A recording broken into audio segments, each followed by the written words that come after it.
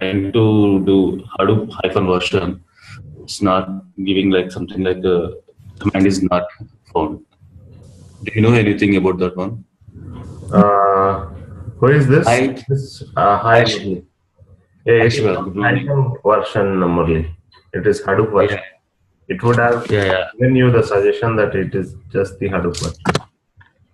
But it's not showing anything, Shiva. Even with the Hadoop version, Yeah. in your In my VM, it's not showing anything. Like Hadoop version, is trying to look which version is installed in Cloudera. At the time, it's saying like command not found.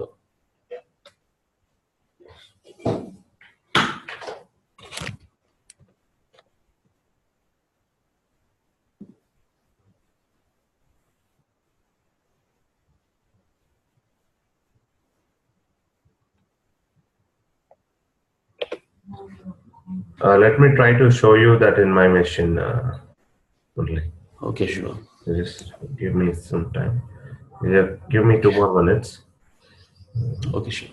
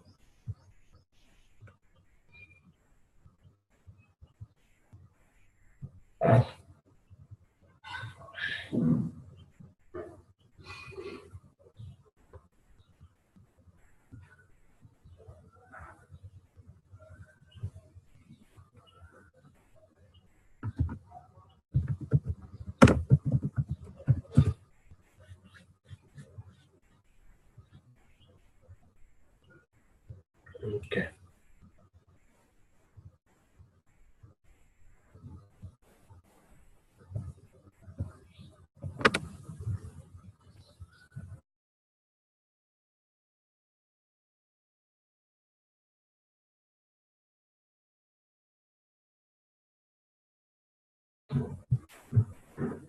So you can see my screens, right?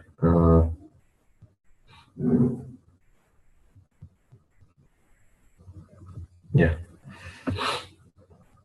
So is this the command that you're trying to run? Hadoop space version?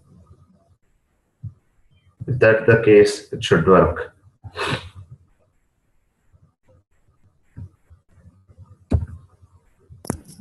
Shiva? Yeah. This is Akila. Yeah, Akila. Yeah, like for put command Hadoop fs minus put local file, then giving like whatever it may user Cloudera or the file directory name and the file name. It's coming, but how can we calculate the time? Calculate the time. But Yeah. you need to measure it. That's it. I mean, just you need to. It will not print any timestamp, right? It will While not doing print any timestamp. You have to. And one more thing, like can we do it for directly HDFS space colon / using Cloudera quick start Cloudera 8080 something like that? Yes, you can do that. Can you show me that once, because I'm not able to get it? Quickstart dot Cloudera colon 8020. Oh, sorry, I did it 8080. That's the reason I. It's not 8080. Okay. It should be at 8020. Okay, thank you. Okay. Yeah.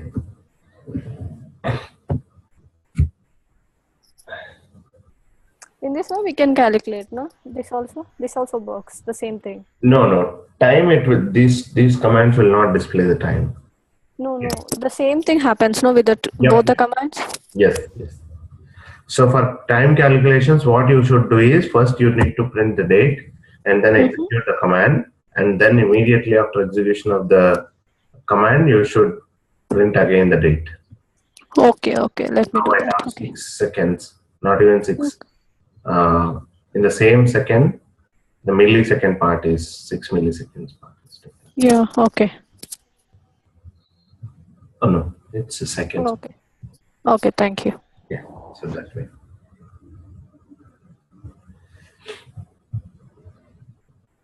Okay. So let's freshly start with the MapReduce concepts. Okay.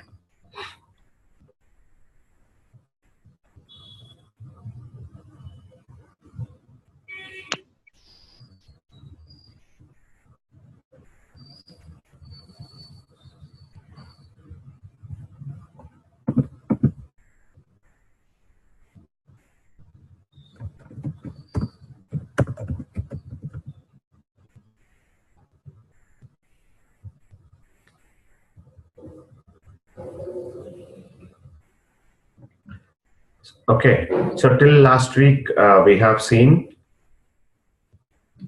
So to quickly recap, we learned about the basic Linux commands and basic core Java concepts. After that, HDFS, which is the storage part of your Hadoop.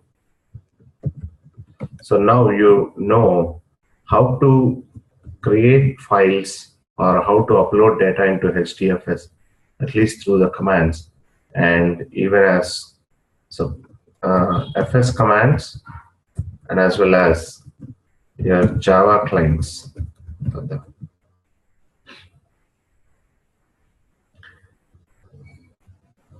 So now, how to process that data is the question.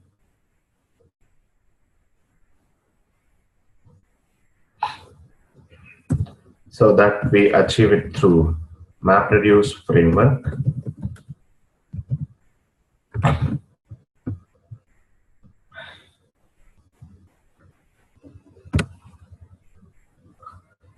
So let's see the basic, how does a MapReduce workflow works with just a basic algorithm.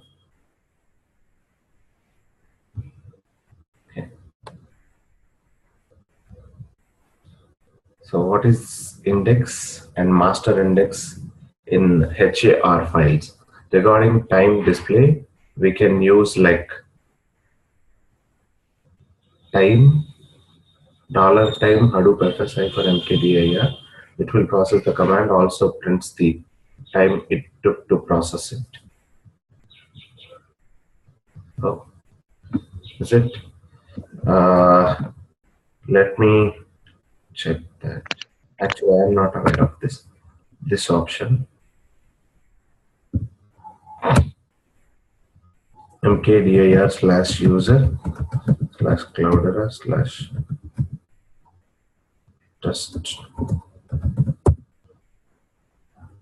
Sorry, command dollar needs to be removed.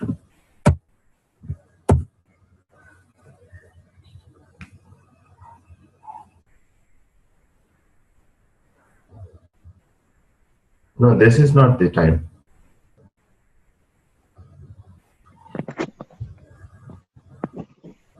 This is the one that you are feeling like it's giving you the time. Yeah, Shiva. This is Swarup here. Yes, Swarup. Yeah, for time I gave this command only, so I thought this is the. No. This is not the time. See, now let me tell you what happened. So these two are two different commands. Time is different command, and Hadoop FS-mkdir is different command. Now those commands got executed in sequence. So first time command. So if you type time, see, it has given the, should give the time. So real user, it's better to ask the doubts as last of the session regarding previous session doubts. Okay.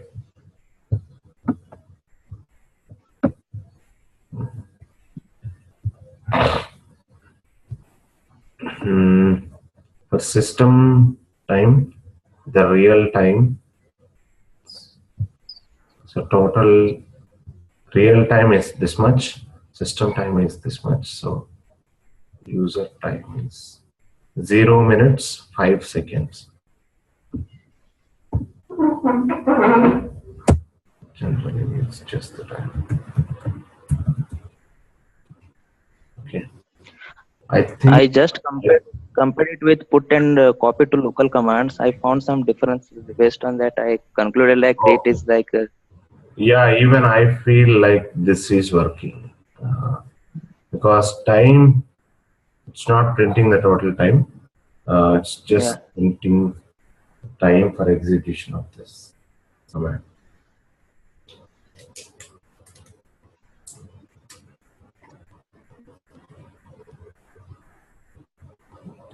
Yeah, I think it's working, man. You can just try put and local put and those other command. You can see the difference. Yep, I think it's working. Okay.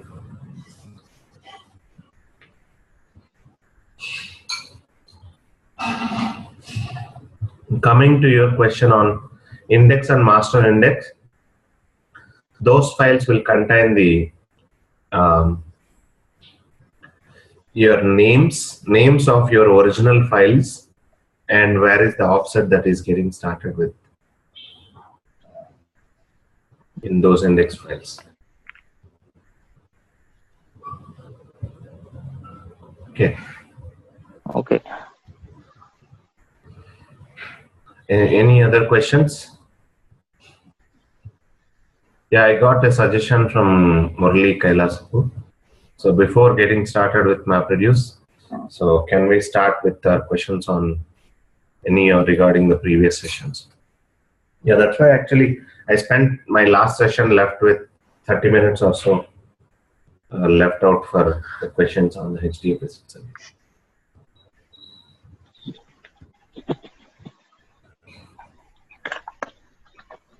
Any other questions from anyone?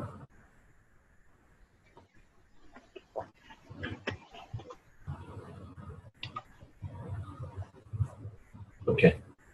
Yeah, then let me start with the MapReduce concepts itself.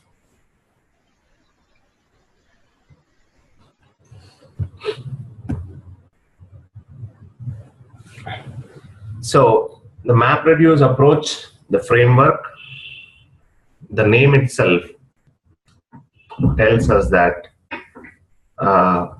first it will have two phases. So one is the map phase and second one is the reduce phase.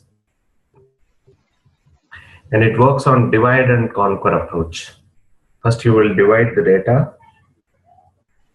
into some input splits, and on each of those input splits we'll have a separate map task running, and that map task will be, those maps will be parallelly running and parallelly processing all the splits. Okay. No need of data transfer. The data locality optimization is achieved, and it's the parallel processing improves the performance. Let's see. This is the history of MapReduce, how it got evolved. Around 2004 or 5, Google released the MapReduce white paper. Based on that, Apache Lucin's sub-project has started around 2006 on this. And in 2008, it became the top-level project in Apache. In 2012, the MapReduce 2.0 architecture, which is YARN architecture, is released. Okay, so the basic fundamental behind this MapReduce approach is, so you have one very big data. You assume this, it could be a 1 GB file or 10 GB file. So when you upload it into HDFS, obviously that got split into blocks, and you have those blocks distributed across, spread across the data nodes. Now, in each data node, so that block, its own separate block will be processed by that data node. So if you consider that block as split data. So this entire very big data got split into these many input splits. Okay, so these many splits, these many parts are there. Now on each of these parts, there will be a separate map task running. On this part, separate map task will run. On this part, a separate map task will run. And on this part, separate map task. So if you have, let's say, 10 splits, 10 maps will be running parallelly. So they all will kickstart at the same time. And so once the maps are done, so these maps will read record by record and parse those input records and generate some output. And on those output, you will be sending to some reducers, and reducers will generally create the final output. Okay.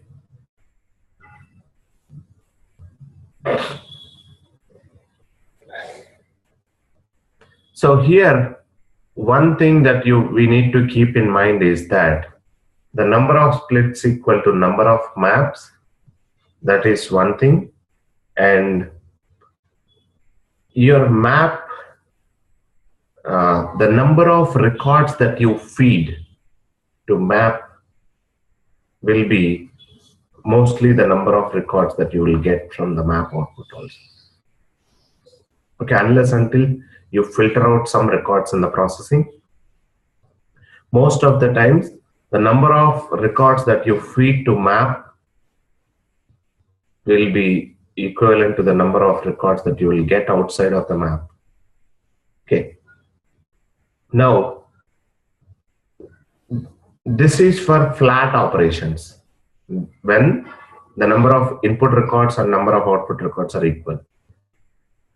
And your reduce is for aggregation operations. That means you are feeding some 100 records and expecting one result. It could be a sum, it could be a max, it could be min, it could be average, something like that, anything. Okay, so if you want to perform any aggregation, then we need the reduce tasks.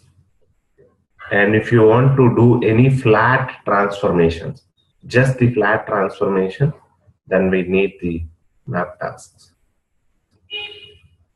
And in any MapReduce job or program that we are going to write, so this map phase is mandatory. And reduce phase can be optional. You might use reduce or might not use,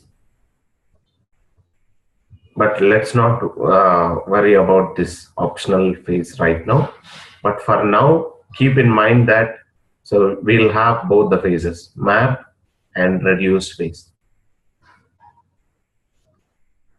Okay, so for now, you need both of them.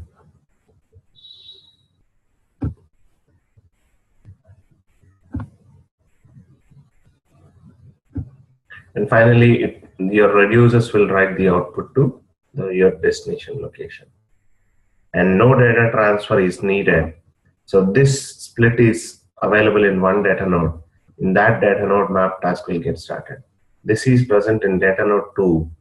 And on data node 2, map task, second map task will get started. And this is present on data node 3. And on data node 3, map task 3 will get started. Okay. And in this approach, it works on the key value pair model. So that means your map phase expects key comma value pairs as input, and it produces output also in the form of key comma value pairs only.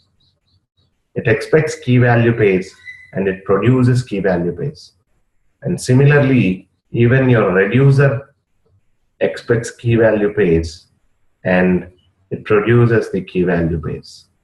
It writes your output also in the form of key value base only.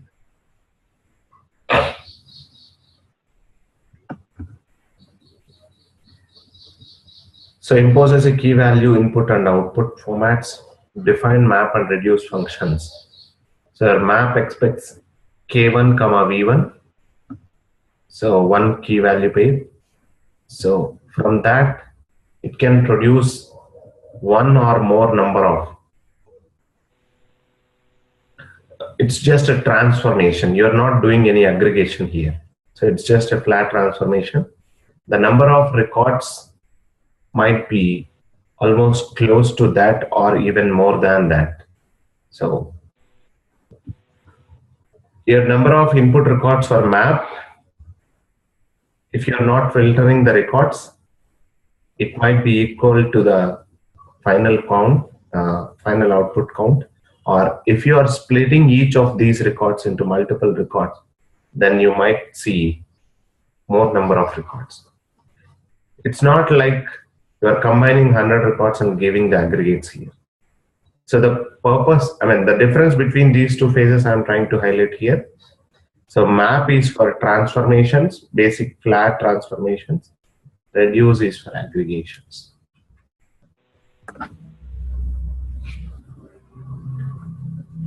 So in my transformation, by taking one record, I might produce some 10 records by splitting that one record into small records. Now, feeding a list of records or a list of values to reduce, you will be producing the its aggregated value. K1 V1 and K2 V2. K2 V2 is the feed for reduce, and you will get K3 V3.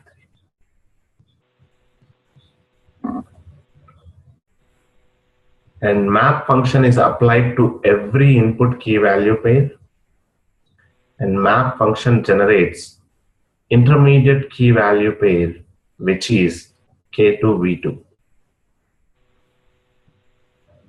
And intermediate key values are sorted and grouped by key. So this is called sort and shuffle phase, which we will be covering slowly. So reduce is applied to sorted and grouped intermediate key values, and that value is fed. Those sorted and grouped intermediate key values will feed that into reduce, and reduce emits the final key value pair results.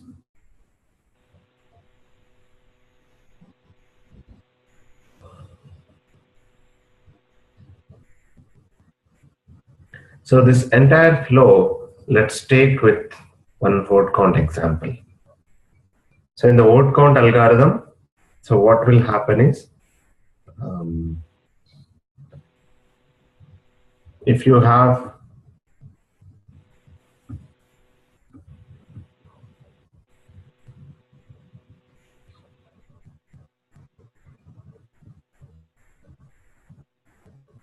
just let me take one sample text.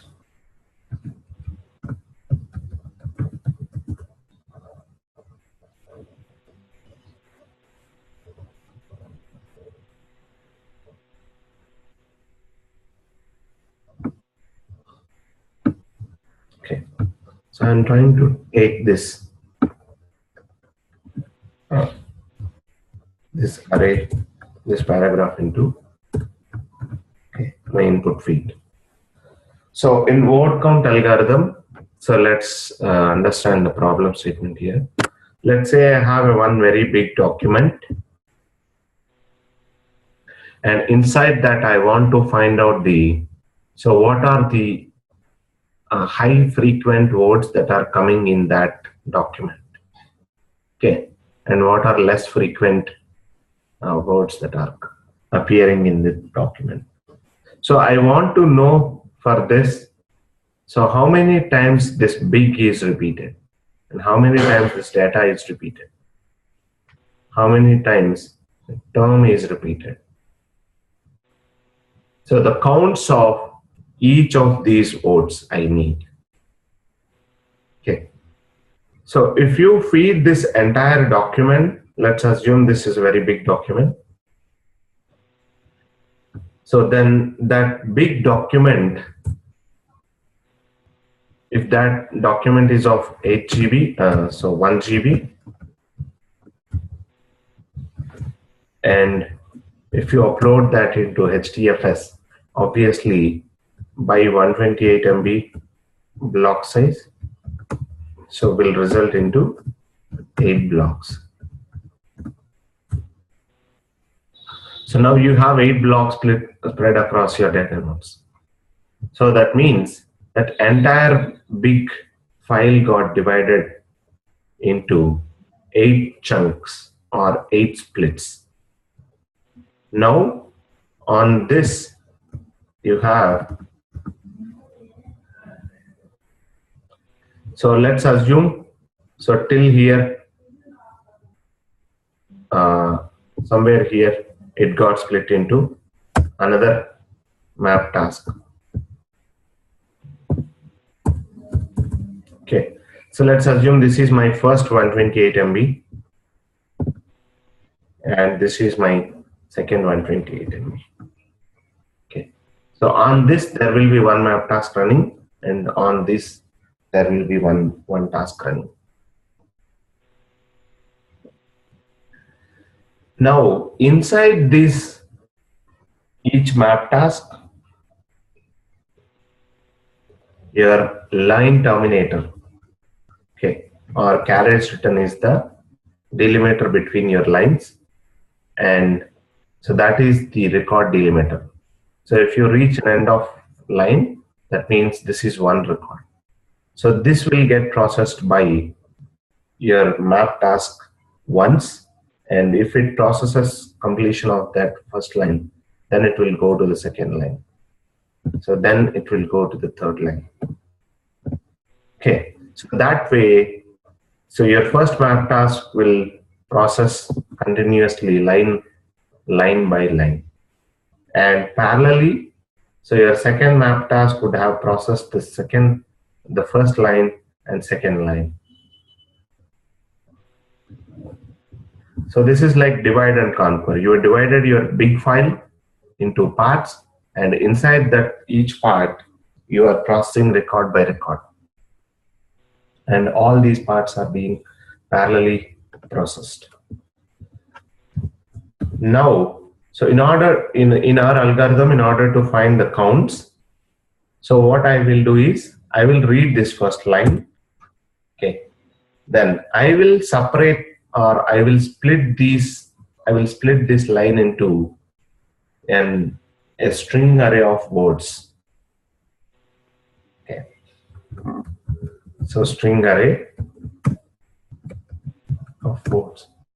So how can, on which terminator, on which delimiter I can parse this is by space. If I can split by space, okay, so then I will get all these many words, right? So if I split this, I will get big, I will get data. This is capital B. I will get is, I will get a, I will get term, like this. Okay, so for one line, I will get until inadequate. So now I took this line and split that line by space, and now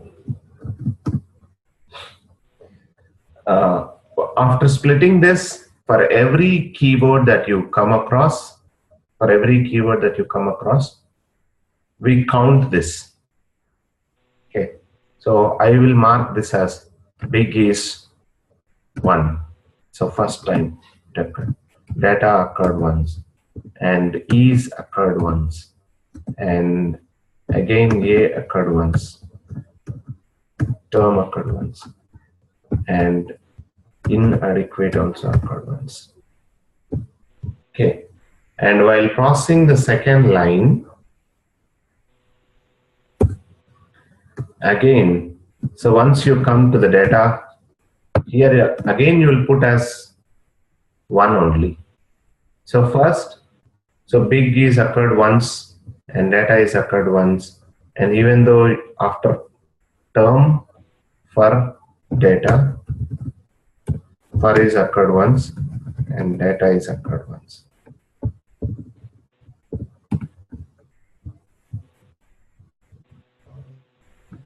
So irrespective of the total number of times that it is received in the same line, for every keyword, keeping that keyword only in the mind, so we'll assign, so it is repeated once.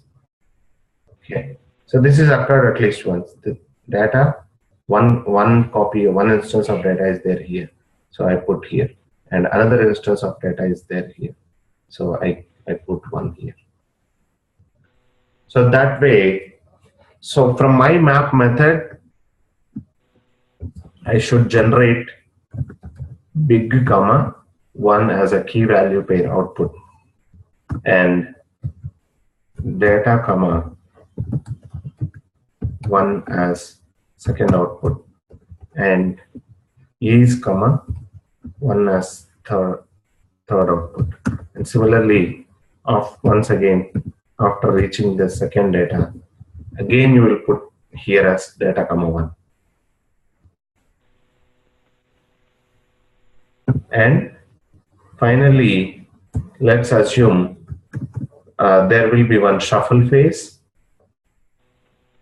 shuffle and sort phase. So that takes care of grouping your similar keywords.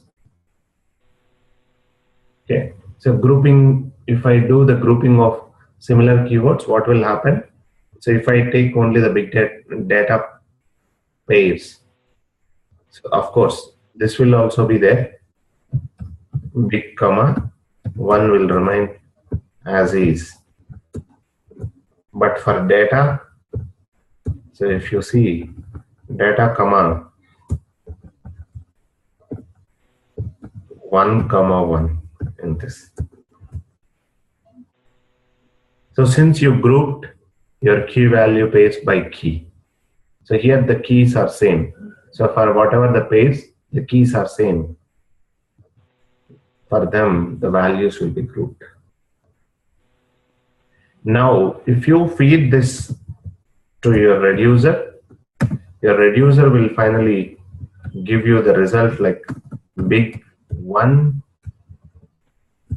and data as 2. So this final result will be written into the HDFS file.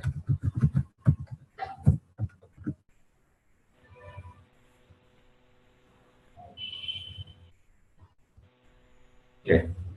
So for simplicity, to explain that in the slides, I have taken only 3 lines of input, and so each line is, so even though here I have only 3 words, I'm assuming each line is of 128 MB size. Okay, practically speaking, it's not. So this jog will joy, this is 1 block size, and this don joy is another block, and this jog don bill is another block. Okay, so for ease of explanation and for easy to present in this PPT, I took only 3 lines of input here, and each line with 128 MB size. Okay, now that means, so this will get split into 3 blocks. 3 blocks means 3 map tasks.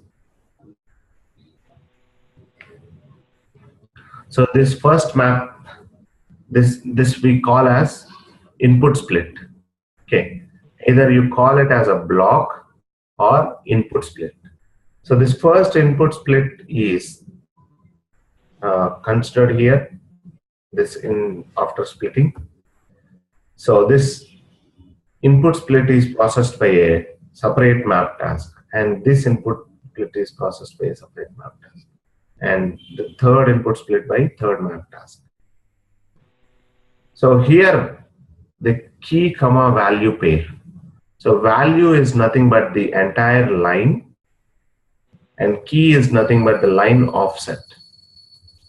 So generally, from your text files, if you don't provide any key value pair format, then your line number, line offset will be the key, and your line value will be, or line text will be the value. Now, I don't have interest in the knowing the line numbers. I want to know only the counts of these words. So then I'm taking the value here for processing and splitting each of these lines by space. So once I split this by space, I will get 3 words: Jack, Bill, Joel. And as I have shown you in the notepad, I am associating count 1 for each of these words. So now for one key comma value pair, you are producing 3 key value pairs, which means list of K2 V2. It could be even 1 also. It could be even more also, K2 V2. And similarly, you process this Don, Don, Joy, and you have written Don, 1, Don, 1, Joy, 1. And here, Jock, 1, Don, 1, Bill, 1.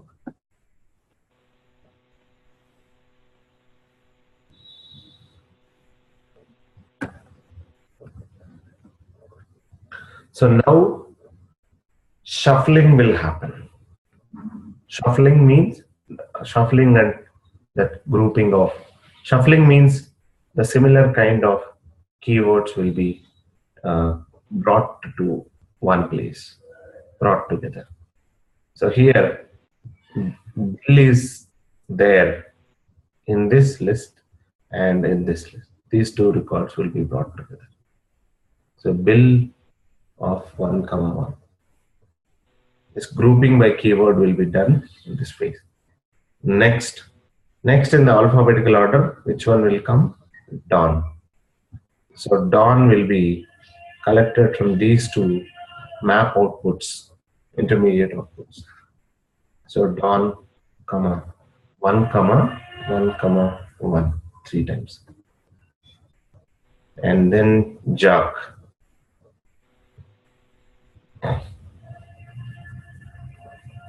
This is called as shuffling phase.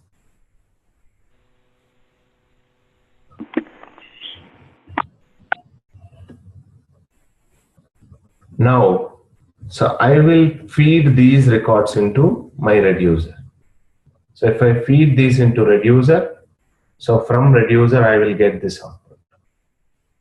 So it will sum this list of values. So Bill, 2, Don, 3, Job, 2, and Joy, 2. Produced it. And all these will be written into an output file.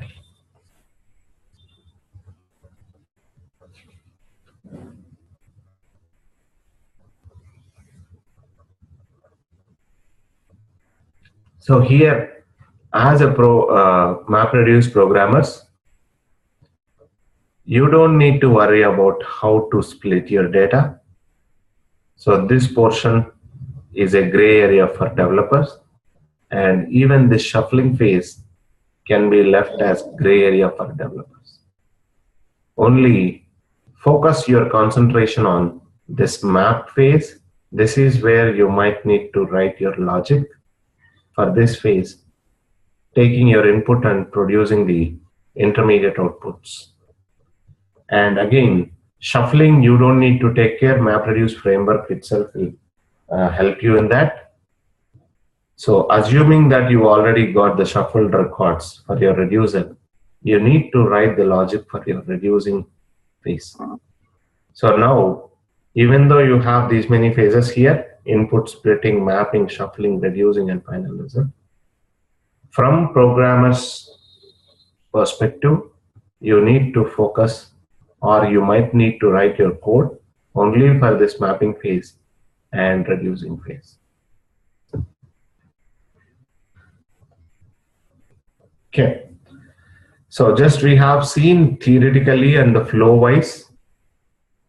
Let's let's go through a few more slides and then jump how to write this programmatically in the Java and MapReduce framework. Okay. So MapReduce working flow. So input data is present in data nodes. The number of map tasks are equal to number of input splits. And mappers produce intermediate data, and that intermediate data is exchanged among the nodes in shuffling phase.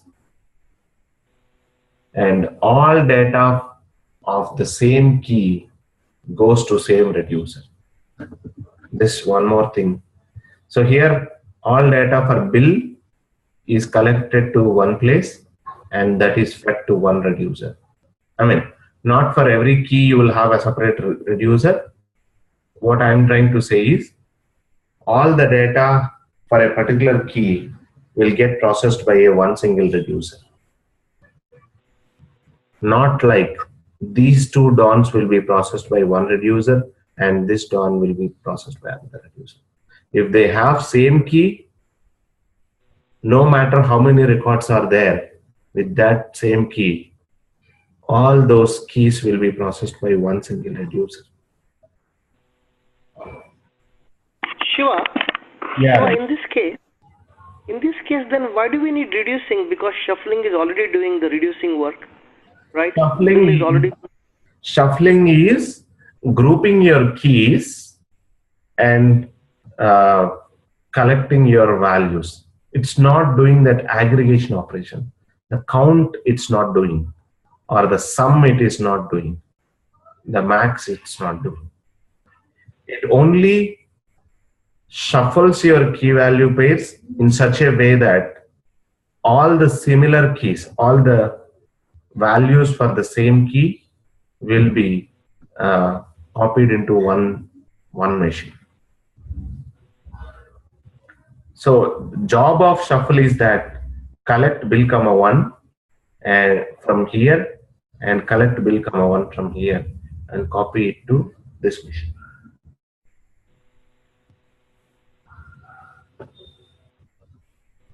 It's not calculating 1 plus 1.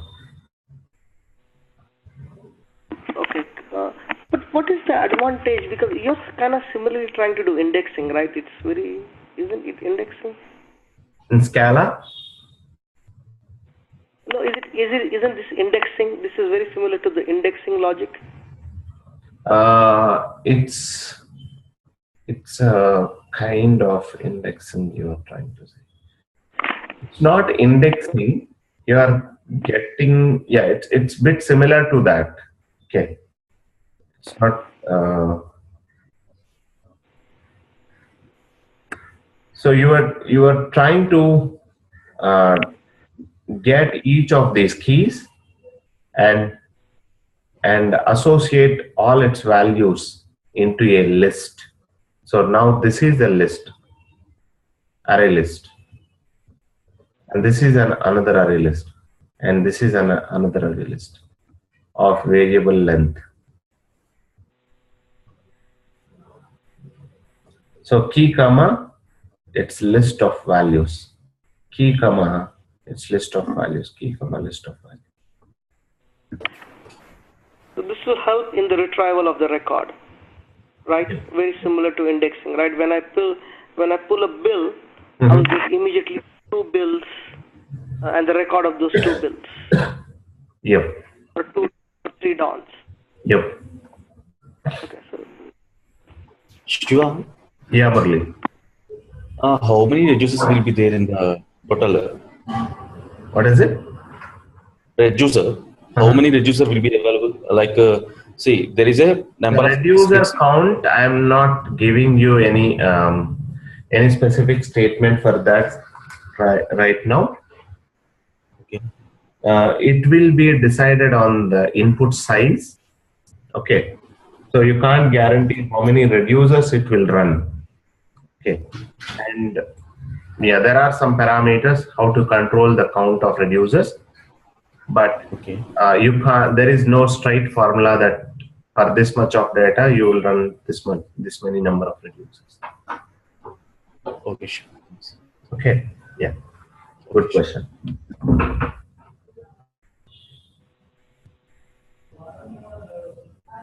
So map and reducers are on 1-to-1 ratio? Obviously not. And to give you the general scenario, you will always find more number of mappers and less number of reducers running. Okay. So there will be, yep. Okay. Let me stop. Let me take that example. So reducer output is stored at output location, and all data of the same key goes to same reducer. Reducer output is stored at output HDFS location. And jobs are broken down into smaller chunks called tasks, and these tasks are scheduled. Code is moved to where the data is. Shuffle and sort barrier rearranges and moves data between machines.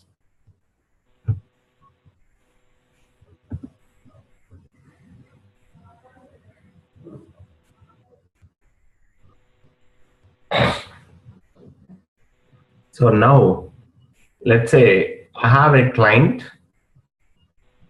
so edge node from which I'm going to submit my MapReduce job. So that will go to, so if you run the MapReduce job, technical flow. This is the technical flow I'm trying to explain. Here, algorithm wise, so this is the algorithm wise flow inside a MapReduce job. So before even submitting to the MapReduce job, so this is a technical flow, how it works. The client will submit the MapReduce job. It will go into for your processing framework, who is the master? It's the resource manager, right? So for your storage part, your master is name node. For your processing framework, your master is resource manager. So your request will be sent to resource manager, and resource manager will allocate some node managers. Let's assume some 3 node managers it's assigned, and in all these 3 managers, it can start either map or reduce tasks. So if on this node manager, if this is node manager means on this same machine, you will have the data node service also running, right? So you will find some blocks for your input data. And your resource manager so interacts with your name node and identifies on which data nodes the blocks for your input file are present. And exactly on the same data nodes, it will give you the name node service request. Okay. So on the same machine, you started map task. So these tasks will run parallelly. So here you're running map task. It could be some map tasks and some reduced tasks. And those tasks will be parallelly running. All maps will run in parallel and all reducers will run in parallel. And maps and reducers will be in sequence.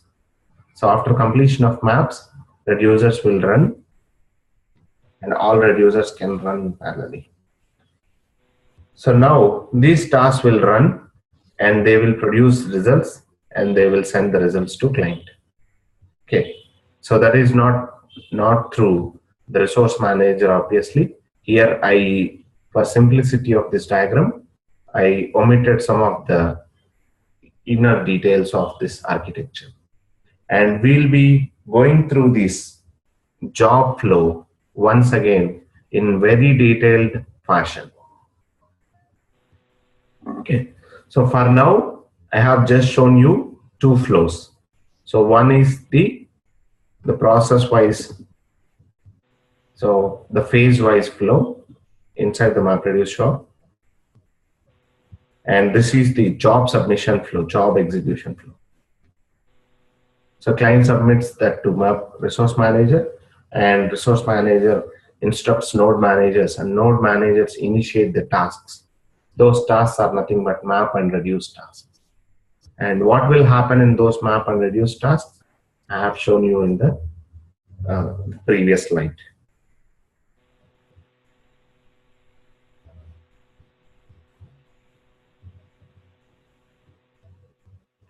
Now, let me move on to the next. And on a similar, so if I have a one very big data file, so if I am going to process that through MapReduce, if I assume I have n blocks for this, and those blocks or those input splits got split across node 1 to node n.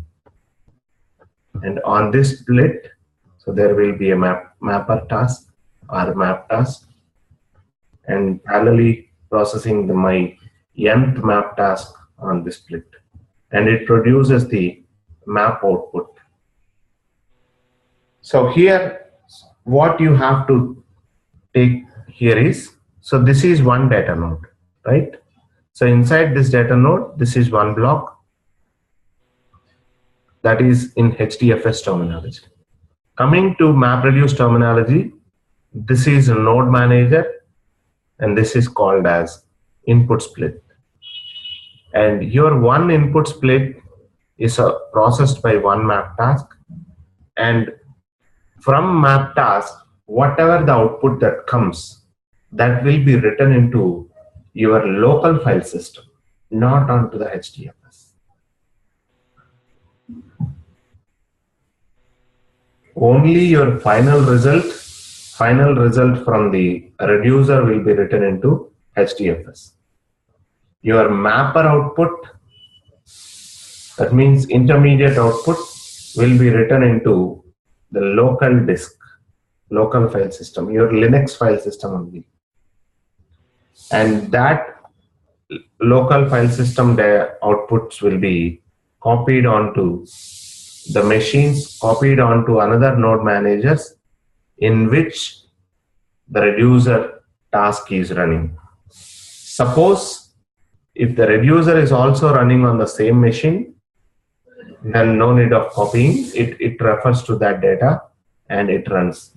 And as I said, as I already gave you hint that there will be generally lesser number of reducer tasks running in any MapReduce jobs when compared to mapper tasks. And as per the default configurations in one node manager, with the default configuration, in one node manager, there will be 2 map tasks and 1 reducer task. That means even just with your configuration itself, you have, if you have n map tasks, n map slots available on your cluster, you will have only n by 2 reduced slots available in your reducer. Okay.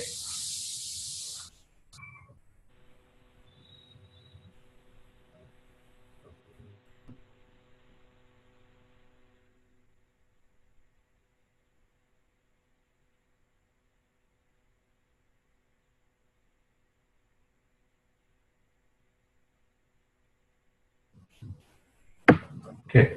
So n map tasks and n by 2 reduced tasks will be there.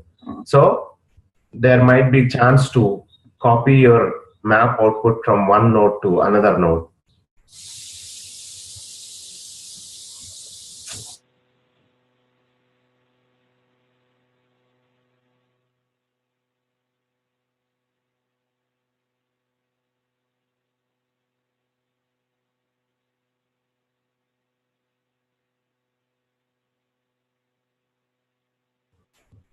Okay. So this map outputs copied onto some other node where your reducer task is running. So in case if your reducer node task is running on the same machine, no need of copy, obviously. So let's assume it's running on another machine.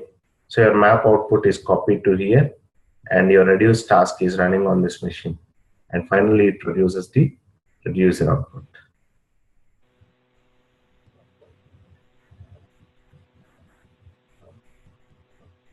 this is like just viewing inside a data node.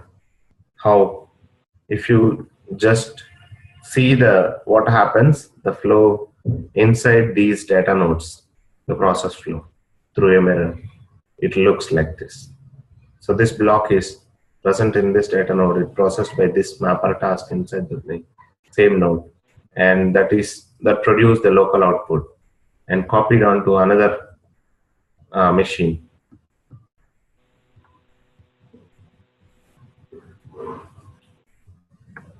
So reducer will be there in the same name node or separate. It's not name node. Name node is your master for your HDFS. Okay. So I hope your question is for node manager. Okay. Yeah. So it can be there on the same node manager, or it can run outside also. That purely depends on the resources available on your cluster. So currently, let's assume you have 2 map tasks and 2 map slots and 1 reduce slot available on this node manager, and assume like already 1 map slot and 1 reduce slot are being utilized for another MapReduce job that is running for different purpose. Now you initiated a new MapReduce job. Now on this node manager, there is only 1 map slot available.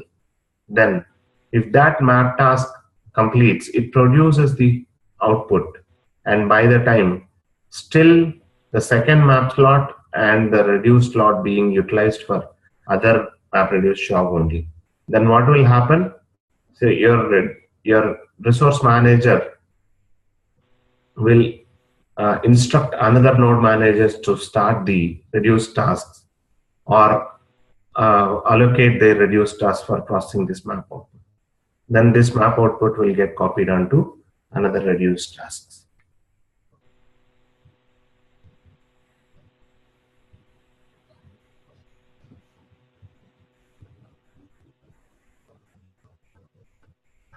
Okay. Let me show you the architecture components for both MapReduce 1 architecture and as well as 2 architecture. So your client node, which is nothing but your edge node, you can interact with both HDFS and as well as MapReduce. For HDFS, we have already seen the master is name node and slaves are data nodes. And in data nodes, you will see the blocks here, data blocks. And on the same data nodes, you will have a task tracker services running. Okay, so these keywords, just I'm showing you only in this slide. Just you should be aware that in MapReduce 1 architecture, we used to call them with these terminologies. Okay, there is no other intention. So in MapReduce, we had a job tracker as master and task tracker as slaves. Of course, all these are data nodes only. So you have 4 data nodes in this and 2 masters. And in each of these data nodes, in each of these slave machines, you will have both data node services and as well as task tracker services running.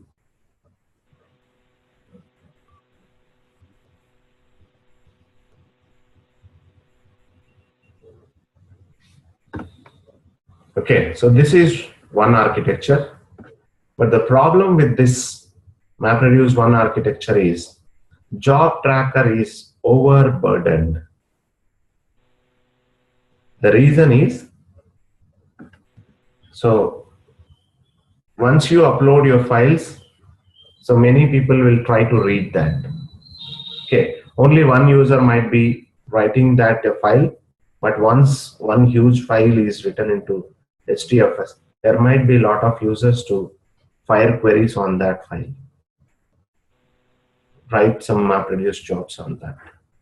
Okay, so you'll find a lot of requests coming through the job tracker, and there is only one job tracker available in your MapReduce framework. So this was not able to scale beyond 4,000 nodes. So once your cluster becomes 4,000 node size, your job tracker was almost like got hanged. It was not able to service any of your requests because it has to service your client request and it has to identify the task trackers on which you should run your tasks, and it should schedule the jobs, which one to run first and which one to run next. That is another task. And then it has to monitor these tasks and sends the progress to here.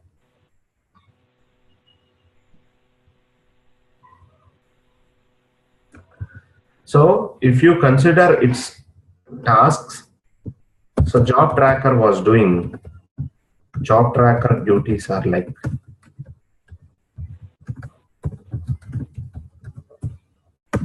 first it has to manage the resources. So it has to allocate how much of RAM for a given task and how many core CPUs that it should allocate for that task.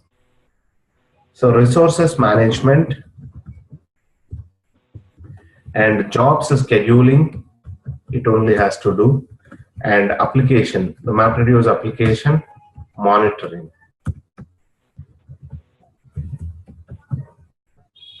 Application monitoring. Okay, and progress update.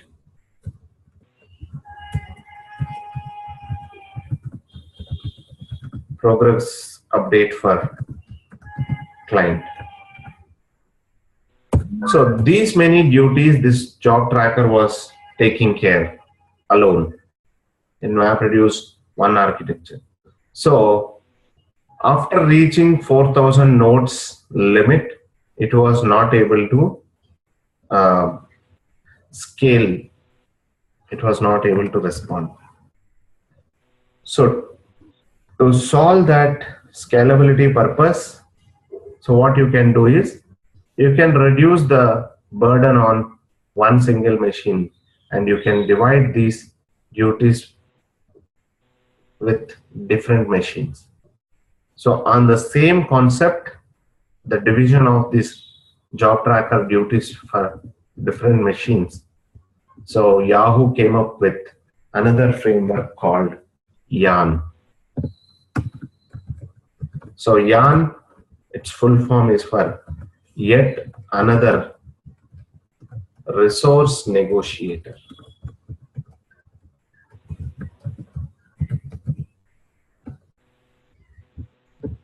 Here. This is another kind of resource management framework. So here what it does in YARN is, so for resource management, it introduced a new service called Resource Manager. Okay. And for scheduling part, even in MapReduce one architecture, there is a scheduler, but the scheduler was also being run on the same job tracker machine. Now also the scheduler is same, but you will have a separate scheduler service running on the same machine. Scheduler service. Okay. Let's see what all schedulers we get there. And now for application monitoring, we have application master, a separate service, or app master. And even progress update for clients. So it's your app master takes care.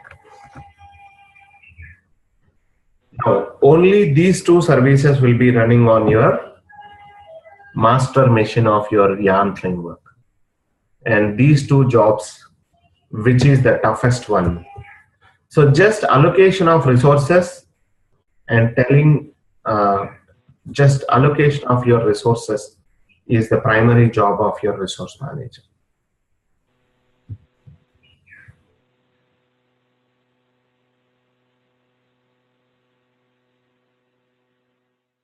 Okay, and Scheduler takes care of which job has to kick started next. Mainly, this is the most headache part. So if there are 100 jobs running, you should monitor 100 jobs all the time. Means your job tracker time is literally going there itself. You have to keep monitoring all the 100 jobs running and checking the status of each of those tasks. So if a task is failed, the task has to be restarted and all that stuff. And for every few seconds, you have to get the status update from each of those 100 jobs and send that progress update to corresponding clients or display them on the console. So which is the painful task?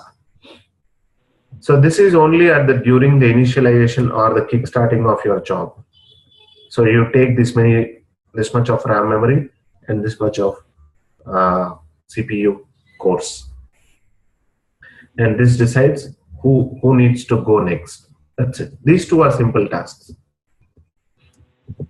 Now you have separated this app master or application master to run on a different machine than in your resource manager. So let's see how does that architecture looks like. Okay. So job tracker overburdened, spends a significant amount of time and effort managing the lifecycle applications. MRV1 only map and reduce tasks. Inflexible resource management. MapReduce 1 had slot-based model. So cluster resource sharing and allocation flexibility. There are some keywords that makes it as limited.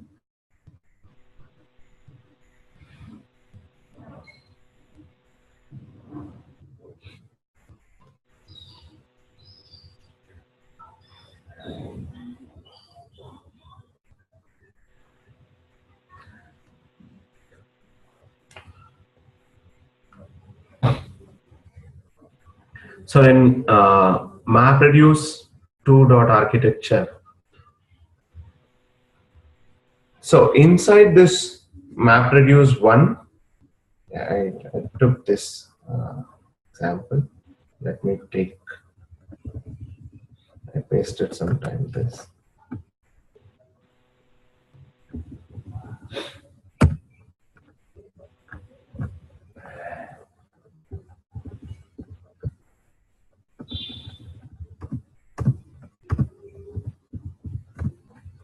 So in MRV1, so you are processing your data. Like if you divide this logically MRV1 into two groups. So one is for process and speed, processing the data through the MapReduce framework, and even the resource management. Resource management will be done by your MapReduce V1 only. Okay. And here for processing the data, so we had mapper and reducers responsible for processing your data. Okay. And job tracker and task trackers responsible for managing your resources. Now, so your job, so the reason for migrating to MapReduce 2 is that it was not able to scale beyond 4,000 nodes. So that means resource allocation was not able to survive. So for that reason, what happened is they introduced completely a generic resource management framework. So generic resource management framework, so that is YARN. Now, so they replace the job tracker, they replace the task tracker with resource manager and node manager. So job tracker is replaced by both resource manager and app master, and your task tracker is replaced by node manager. And coming to the left side of it, the process and speed, processing point of view. So the mapper and reducer tasks, they remain as is, even in YARN on MapReduce version 2. YARN is a generic processing, generic resource management framework. Okay. Inside that resource management framework, you can run any processing engine.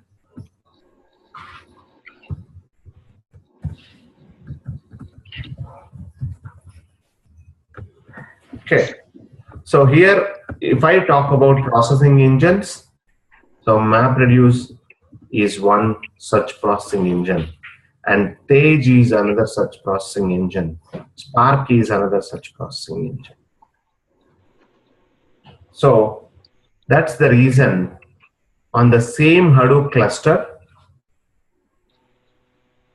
where you have YARN installed, you can run both MapReduce and as well as Spark also. Tej is another engine from Hortonworks, which is of less interest for us because it doesn't give you much performance improvements when compared with Spark or something. Okay.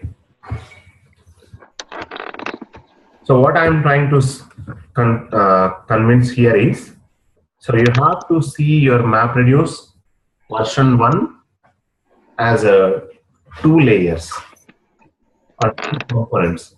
One is the processing engine component, which has the mapper and reducer tasks, and second component as resource management, so which will be done by job tracker and task tracker. So if you had a MRV1 architecture in your cluster, then you can't run on this cluster the Spark. You cannot run Spark on that cluster. But if you have YARN framework, YARN resource management framework, so you have separated out your resource management duties now to your YARN framework. And under this umbrella, under this generic resource management framework, under this one global resource management umbrella, you can run any of your processing engines. Okay, so please stop me here itself if you have any questions, because this is one of the important difference. Many people doesn't know this, even who are working. They don't know the answer, how they can run MapReduce on YARN once again, and how they can run Spark on the same YARN, and how they can run Tej on same YARN.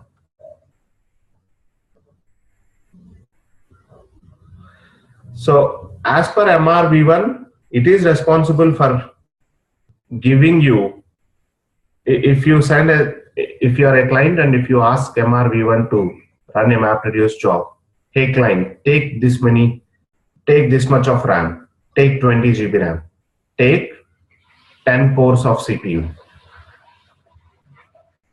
So that is the part of your resource management. It gives you them, and in processing engine, it allocates appropriate number of mappers and reducers, and these will be running by using these resources. Now here, so you have dedicated that task to your YARN framework. Your YARN is now responsible only for allocation of your resources. Whenever you send any client request, yes, now this time YARN will allocate, take this much of RAM, take this much of core CPUs. That's it. It is not responsible for processing that. It gives you the sufficient resources for you, or how many other resources are available on the cluster. Then you still need one of the processing engine. Either it could be MapReduce, or it could be Tej, or it could be Spark, or you can even run Impala also on Yarn.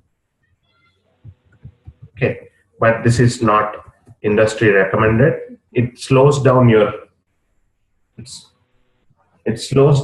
performance of your Impala if you use Impala on Yarn. Okay, so there are some technical reasons for that. We don't need to debate on that topic. Okay. So Shiva, essentially Yarn is the resource manager. Yarn is resource manager. If you are a client and if you want to run a job, so first you need resources to run it, right? No matter in which technology that you are going to run that. So here MRV2 means you will be running them in Java. So Spark means you will be running them in Scala. No matter in which technology you are going to run them, you need resources. Correct? First you need RAM and first you need CPU. So that request will be fulfilled by your Yarn. So now Yarn will say, take these many CPUs, take 10 CPUs and take 20 GB RAM. And this is the one that gives you those resources. And keeping those 10 CPUs and 20 GB RAM, your MapReduce program will run, or your Spark program will run. So, but see, resource manager was also doing the same thing, right? It was Resource also manager was doing the same thing, right? Resource manager is part of your Yarn only, right? Okay. Resource manager is, see, your Yarn is nothing but, again, master-slave architecture. So here, so Yarn is a framework similar to any master-slave. So inside Yarn, so which one will be, so when client sends request, they all will come to resource manager, and resource manager will check all the node managers whose availability is there. And it will allocate those node managers. And inside those node managers, it will allocate how many containers. So there is one more keyword that you come across, containers in Yarn.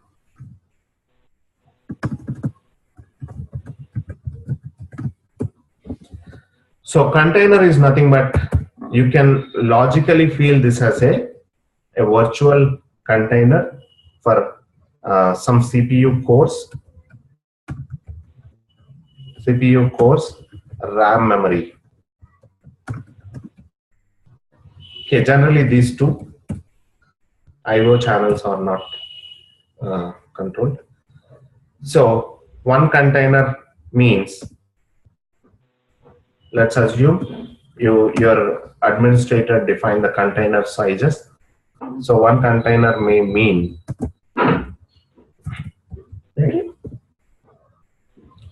4 CPU cores and 12 GB RAM. So container means it's a placeholder for, I mean, it's not a physical container. It's a logically or virtually, you can feel it like it's a combination of your CPU and RAM memory. And when a client sends request to Yarn, your Yarn will allocate. So take these many number of containers. And this is the basic unit. The basic unit in terms of resource management. So one container means, sometimes in some clusters we see this as one container. In smaller clusters we'll see one virtual vCPU, virtual CPU vCores, we call this as vCores. And this is a real-time configuration I'm trying to say. In small node clusters, small node means either 10 node or 12 node clusters, you'll generally see either 4 GB or max of 6 GB RAM per container. So 1 or 2 1 or 2 CPU virtual cores and 4 to 6 GB RAM allocated for the container.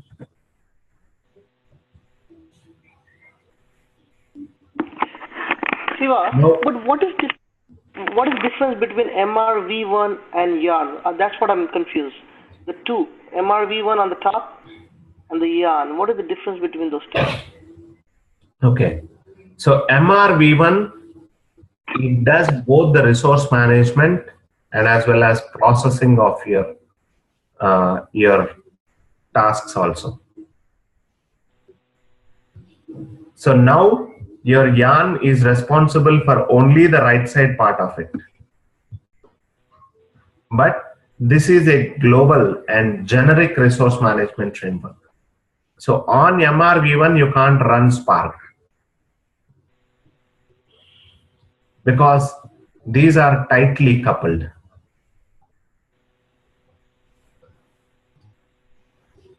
So MRV1 is little less productive than yarn. Yarn is more scalable. Yep, more scalable. Because there you had only one master and multiple slave machines. Here also one master only, but you reduce the duties of your master here. So in MRV1, job tracker responsibilities are like resource management, scheduling, application monitoring, and progress update for client. So total of 4 duties.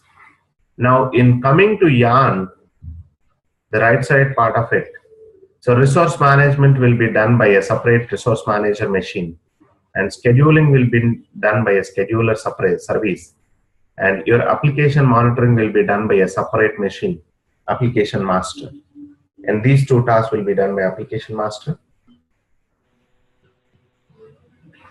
And your task tracker in MRV1 and node manager in yarn, they both will be similar. There is not much difference apart from the name change. Shiva, Yeah. previously from the sessions MRV1, in the architecture MRV1, there is a something like job tracker will get the heartbeat from the task tracker, something like it's a tracking, whether it is there or not. Yes. In the ARN also, something like the resource manager will get the same heartbeat or something like that node manager from the node manager. Obviously. Okay. And see, I didn't get the little bit confusion between the MRV1 and ARN. Yeah, see, it's not just for you. Even whoever are working for last 2-3 years, they don't understand the difference. The difference between the processing part and resource managing part. I can definitely bet this. So yeah, that's why I'm asking you to focus on this. Of course, as long as you are going to develop something, you will be more interested towards the coding part. You might not focus this, but still I want you to identify the difference. So here what I'm trying to convince you that is, so MRV1 does both the processing and as well as resource management. But what I am trying to say here is yarn is responsible only for resource management. These are different frameworks to process them. Spark is not your yarn, but you can run Spark on yarn. You can't run Spark on MRV1. You can run Tej on yarn, but you can't run Tej on MRV1. You can run MRV2. This is a new API for MapReduce. You can run on yarn. okay. That means in first architecture, the total processing engine work and the resource management will be done by only one single, and whereas in it is different. Okay. So this MapReduce, what are the MapReduce MRV2 is there, and it is a separated, something like there are so in MRV1 architecture, you will see all the package names, something like for example, for mapper class, you will see MapRed.mapper and MapRed.reducer for reducer class. Whereas in MRv2 API, you see them as MapReduce.mapper and MapReduce.reducer. So the APIs are also different for MRv1 and MRv2 processing part of it. In Tej also it is different, and Spark also it is different, something like that. Tej is another framework which is a competitor for MapReduce, and Spark is another processing framework competitor for MapReduce. But in MRv1 there is only one framework, that is mapper and reducer, whatever it is you mentioned, that is the only one. But in second version there are so many frameworks introduced to the same work. Yep. Right. Okay, sure. Got it. So these are processing frameworks, and this is a resource management framework. See, are you able to see this as a 2 layers? This is a processing side, this is a resource management side. These two were both being processed by, these two duties were both being done by MRv1. Now coming to Yarn, only resource management is done by your Yarn, and this will be done by different frameworks.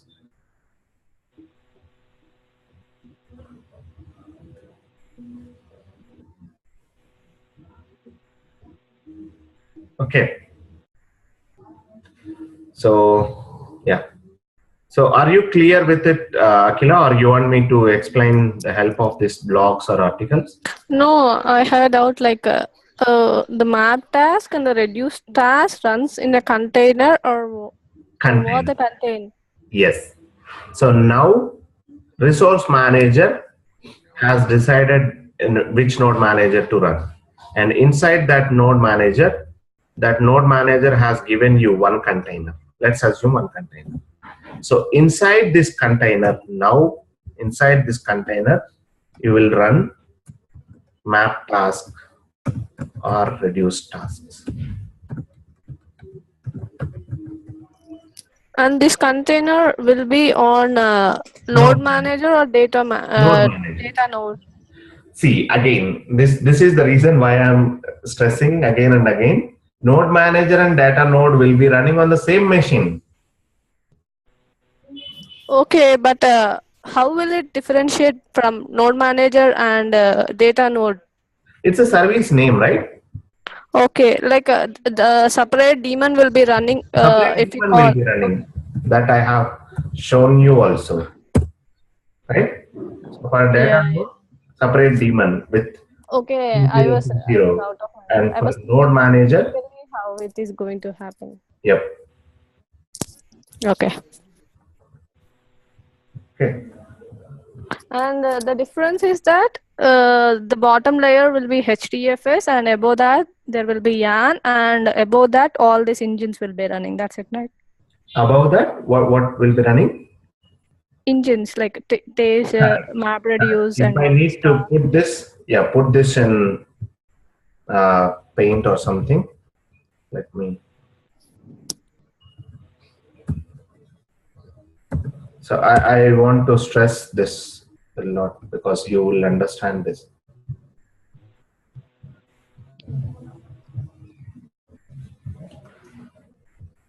So the bottom storage layer will be your HDFS. This is your HDFS.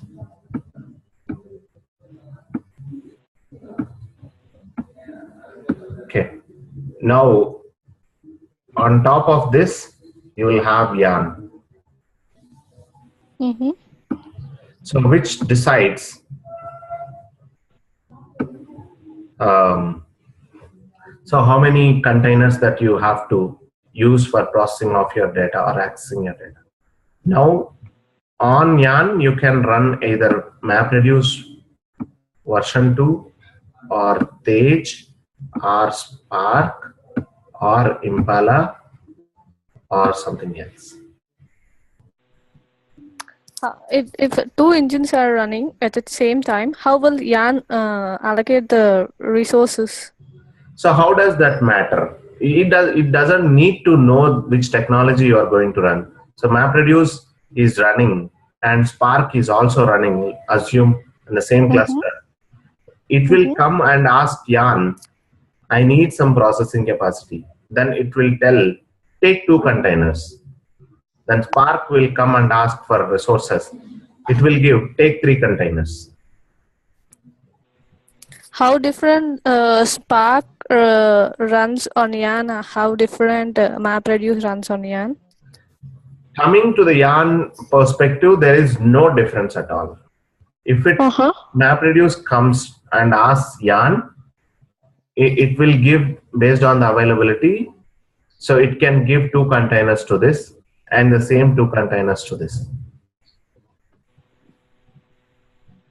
Okay. Okay. So there is no difference in Yarn framework.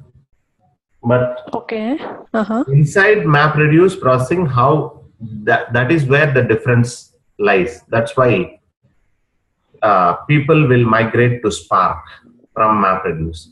Yarn is remaining the same. They are not migrating to another framework. So Yarn is doing the same job. So like I have a doubt, like MapReduce is a batch processing, right? So the resources needed for running MapReduce may last for a week or 2 weeks, whereas for Spark, in the sense you should not take that long batches. Batch means 30 minutes, 1 hour, 2 hours max. Even we can schedule, right? You can schedule. Scheduling means you're not holding those resources. Okay, you'll free up the resource. Okay, I understood that. You're not holding resources. Scheduling is the other part used in Yarn, right? Scheduling is the other thing you said, like it's used in Yarn. Yep, another task that will be done by your Yarn. Yeah. That will take care of all the scheduling.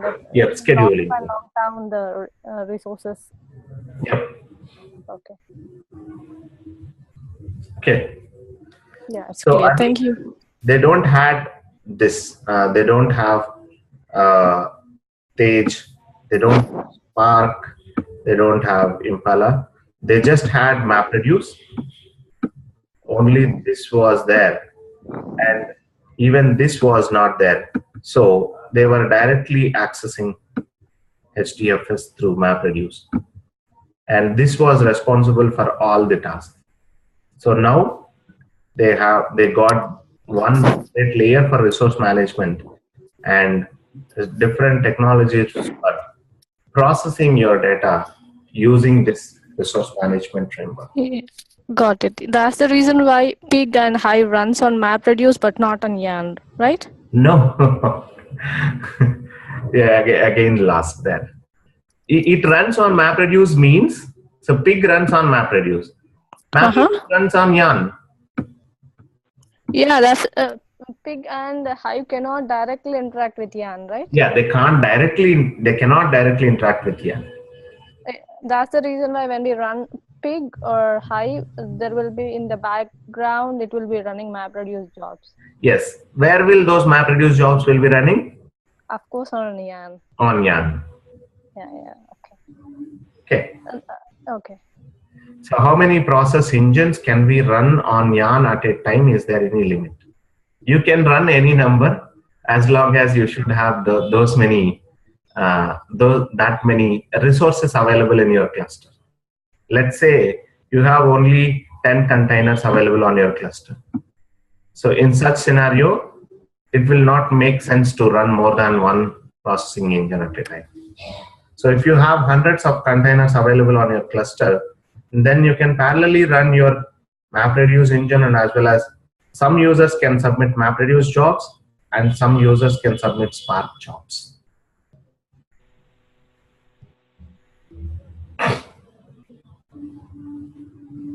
Okay, so yeah, some 500 containers might be used by your Spark and 200 containers might be used by your MapReduce.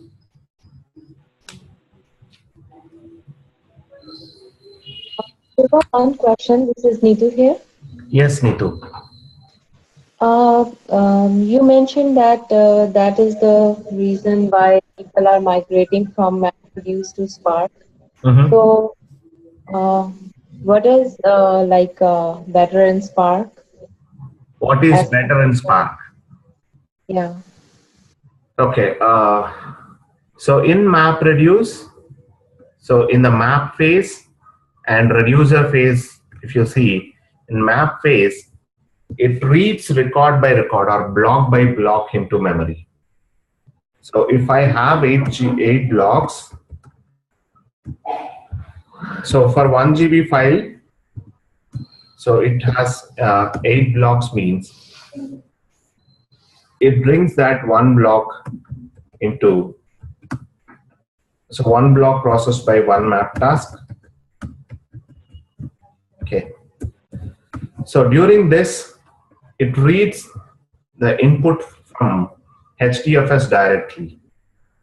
So now this one map task, this map task got, let's assume, 256 MB RAM for processing this one block. So here, to process this one block, it reads a record by record from this block from the HDFS directly. Whereas in Spark, what it does is it loads this entire one block into RAM memory first. And from RAM memory, it reads record by records. So reading from RAM memory is much faster than reading from your HDFS or your local disk. In our computer terminologies, we might have seen that, you might have already heard that anything processing from RAM, from cache memory, is blazing faster than reading through your local disk, your hard disk. Reading from hard disk will be slower, reading from RAM will be very faster. That's the basic point that Spark runs on. Okay. Okay. Thank you. Okay. Any other questions?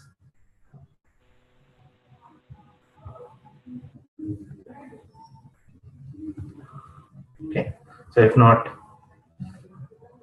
I have a question from Murli. Can I explain container again? So do you want to explain it, Murli? Sure. Can you explain once again? If possible. Container. So container is nothing but a placeholder of your resources. So logical or virtual placeholder, you should take this as one box where you can find some core CPUs and some memory. Okay, so inside that container, your tasks will be running. It could be either map tasks or reduce tasks. And these containers will be allocated by your node managers. And who will instruct node managers? Obviously, your resource manager. Okay, I didn't talk about the role of application master yet. We'll see it slowly. Did you get it?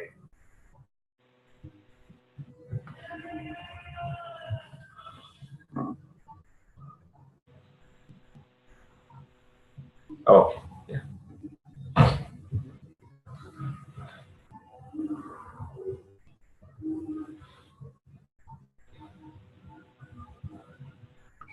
Next, let me move on to next slides.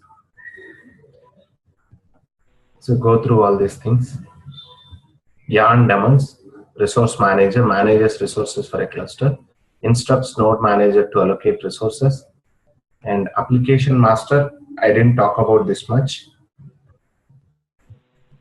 So there is only one instance of resource manager in the cluster, and node manager manages resources of a single node, and there is only one instance per slave node in the cluster. Application master So this is active only during your MapReduce job execution. So if you submit a one MapReduce job, there will be one new application master kick-started. So one fresh application master will get started if you start your MapReduce job. And that will be active only during your job. So once your job is completed, even the application master will get killed. And it can run on any of your available node managers. It can run on any of your available node managers. And this is responsible for monitoring your job tasks and their progression and updating to client.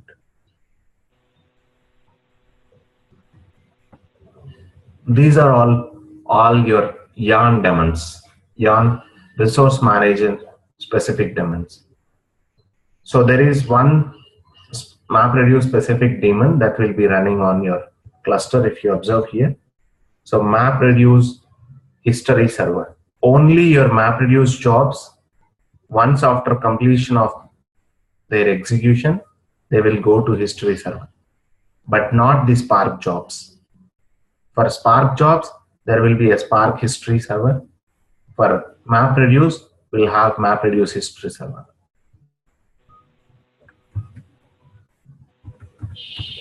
Now let me show you all these daemons. So in Yarn, the first daemon is resource manager. Yes, it's running. And node manager, yes, it's running. Application master, as I told you, it will be active only when running the MapReduce job. And if you are running 100 MapReduce jobs at a time, that means 100 application masters will be active. 100 application masters will be running. And they can run on any node managers. So only for during that 30 minutes, 10 minutes, or 1 hour time. Okay. So next, the MapReduce job history server is this one. This is specific to MapReduce.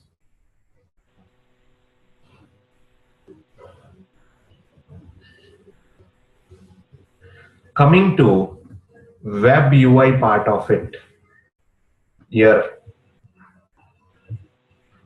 resource manager runs on 8080 port number. Same we have seen for name node, right? Which runs on 50070. Similarly, this runs on 8080.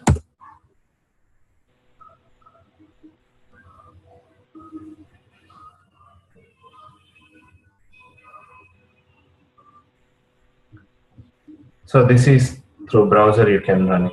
You can see all the running jobs and finished job. And finished jobs will be there in this queue only for a few seconds or few minutes that we configure. So once they complete some few minutes, they will be moved on to MapReduce history server. Okay, so that runs on 19888 port number. This is the MapReduce history server. Okay, so currently, since I restart this, the history gets flushed in my quick start VMs, but in clusters they will not. So you will see the history of your jobs. So it is up to you how much history you want to maintain, 1 month or 1 week or 2 weeks or 2 months or 3 months, how much ever you want. So all those retired jobs you can see here. Okay, so your MapReduce history server runs on 19888 and your resource manager runs on 8088. Okay, so you don't need a graphical user you don't need web browser interface for node managers. Of course, you can access them from here itself if you need. So nodes, so you can access them. Node HTTP. So this node manager runs on 8042. That means.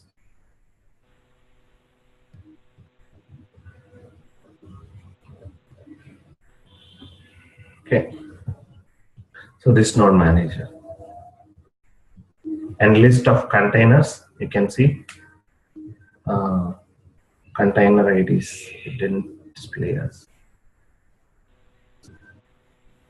Currently, we are not running any jobs, so that's why I think it's not showing here. Okay, and if you come back, okay, so it's not running any jobs, so that's why you're not seeing any. So I will show you one real-time cluster. So once, then there I will show you. So how many containers are available and how many are running, how many containers are running, how much total memory configured, and all that stuff I will show you there for the real cluster. Okay, so as I have shown you the web UI for HDFS, similarly I will show you web UI for YARN for the real cluster.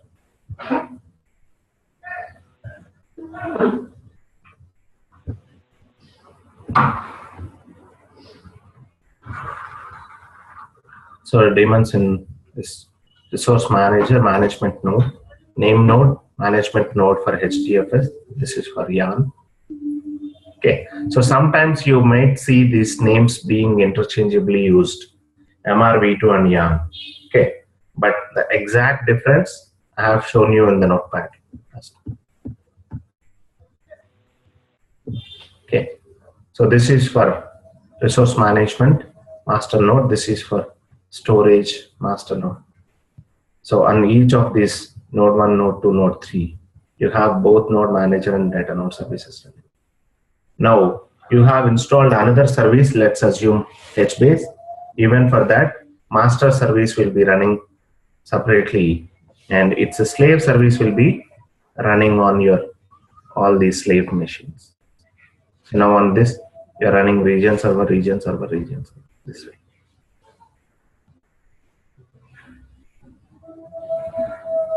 Okay, so next, the coding part of it, the MapReduce job running coding part of it, I will show you tomorrow. Okay, so no need of rush. Even if I start with this, it needs at least minimum 30 minutes, 30 to 40 minutes to explain. So I will stop here and leave the 10 minutes for your question and answers.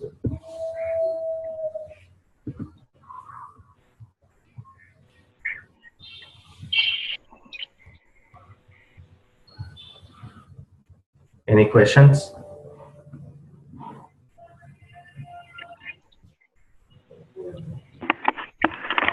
Siva, did we cover the Hadoop exercise, our homework? Yes, we can see that. So do I need to refer, or do you have the questions? Can you ping them in the chat?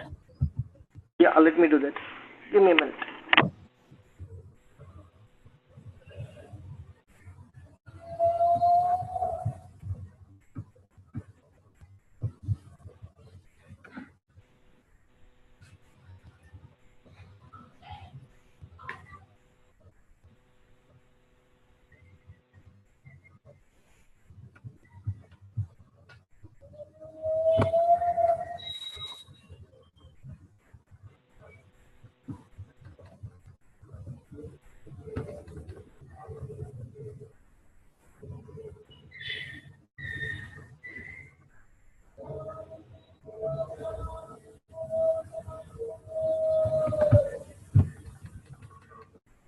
Anand, Hemant, Lakshman,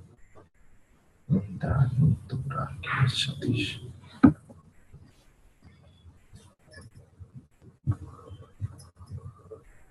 Okay, so how do I access HDFS services? So HDFS services means, do you mean this the daemons? Yeah, the daemons, yes. And also from the GUI, the front end, or maybe from the daemons, both of them. Okay, so daemons, you don't access them. You fire, once the daemons are running, you will access them through the commands. So HDFS commands, so whatever you have requests, so that those commands we have seen, right? So to deal with these things, let's say if you want to stop these services or stop any of these things, Hadoop sudo service Hadoop hyphen name node, I think, or you will find them in your file system, etc init.de. So this is mostly for administrators to deal with those services. Okay, so Hadoop HDFS name node, Hadoop HDFS journal node, Hadoop HDFS. So Hadoop HDFS name node status. You can check its status, whether it's running it or not. If it is not running, you can start using the start option. If you want to restart, you can restart. If you want to stop, you can stop. And similarly, for a data node, you can do this. You can do the same for all the services that are present in this init.d.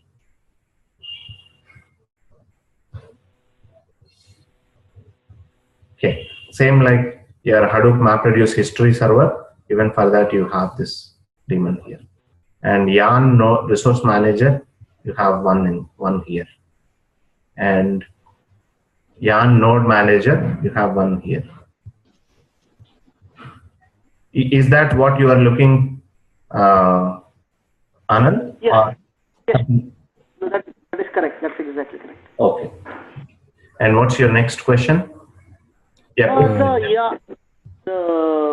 HAR file, that command HDFS HR instead of FS. What is HR file? What is that? Instead of, what is it? Normally we use HDFS, right? The command is suffixed by FS, but for create HAR file, there was no FS command. Hadoop archive. Let me show you this example here. So, Hadoop design concepts might be Hadoop archive files. Okay. So Hadoop archive hyphen archive name.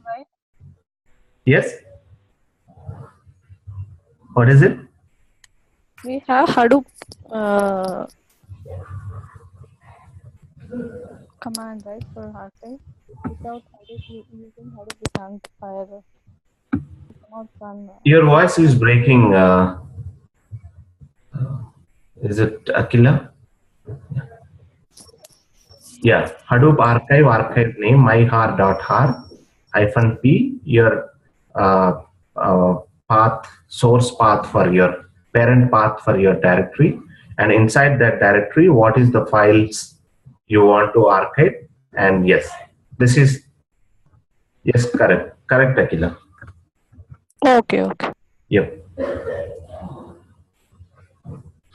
So, what is your question, Anand? Here? No, I think so. Archive is not on HDFS, right? That is what I was trying to get. HDFS only. It will get created on HDFS only. But it did not have the Hadoop FS syntax. You don't need to. With the Hadoop commands, you don't need to provide that HDFS colon URI. You don't need to provide. Got it. And of course, the file I created somehow got empty. I think so. I might have done something wrong. You might have given some empty files. Let's see here. See, this is Hadoop FS -ls -r, right? So just listing down one of the HDFS directory. Before even that, Let me show you. So this command I run, Hadoop archive name test.har. This is the archive name that I want to create. And -p. So root is my parent directory. Inside that, I'm considering test as my source directory. And inside my test, I have merged.txt and user.avsc. Two files are there, each one with 370 bytes and 254 bytes. One with 370 and the second one with 254. I want archive to be present in the archive directory, and that directory on HDFS only. So if you see now on /user/Hadoop1 is my username, and in archive, if you see here, user Hadoop1 archive. So test.har is created. Inside that _success is one file to denote this is success, and _index _master index part -0. But here the part -0 is the original actual file which stores the contents of both the files. Now index and master index are the files which stores the where exactly the indexes start with. I have given you thorough explanation on those two files as well. Please go through this. Okay, so I don't show personally much interest on this HAR files. Just to make you aware that even this is available, I explained that. How come replication factor 5 for index and master index in that example? So good catch, Swarup. So index files, it tries to keep higher replication factor so that it will not lose the index files. If you lose the index files, how big ever your data file, your part0 file, there is a loss of your data, right? So in order to avoid that failure scenarios, it tries to keep the higher replication factor for index files.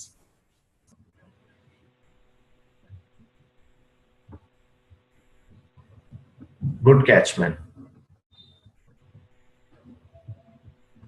And Siva, the observation, is this observation correct? That the put and the get are faster than the get local? Yes. Is that correct observation? Yes, yes. And is that the same case with others also? So Swarup, you ran it with time, right? So Yeah, it's the same case. Put ran faster or copy from local ran faster? Put ran faster. Yeah, correct. Okay, so obviously, so my recommendation is to use put and get only than copy from local or copy to local. And how do we enable the trash can, the trash bin? I was not able to do that. I will not answer that question. That is admin task. I want you to explore once again. If not, then we'll take it up later. In the core site XML file, we can change it, right? It will be there in your HDFS default.xml files. You have to provide that property by enabling that. You should write that property in your HDFS site.xml files. I did it in core-site. Core is also fine. Even in HDFS site.xml is also fine. Okay. So generally, we should not go to, for every property, we should not go to core. If you put any property in core site.xml file, it works. But there, core means only the common to all services. But trash is specific to HDFS, right? Not for yarn. Whichever property is common for both HDFS, yarn, and MapReduce, those properties only needs to put in core site.xml file. But specific properties, you should put them in there itself. But when I did this HAR example in my workstation in the output, I did not get this replication factor. Is it fine or something wrong with my?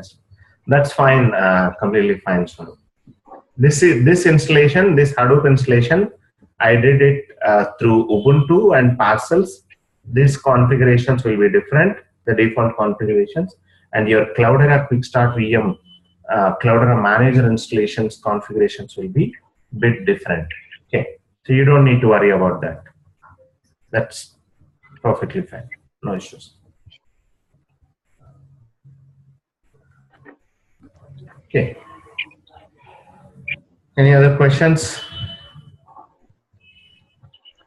So set FAATTR command, can you please go over again? Set file attributes, I think, right? Yeah, this is very rarely used command, Anand. Yeah, I will try to go over this again. Okay. So this one, and you need trash enable, right? Yeah, we'll see these two sometime later. Correct. No problem. Okay. Yeah. Yeah. Thanks, guys. We'll meet. Shiva? Yeah. Who is this? Shiva Srinivas here. Yeah, Srinivas. Let's connect after 5-10 minutes. Okay. Okay. Yes. Okay. Thanks, guys. Okay. Bye-bye.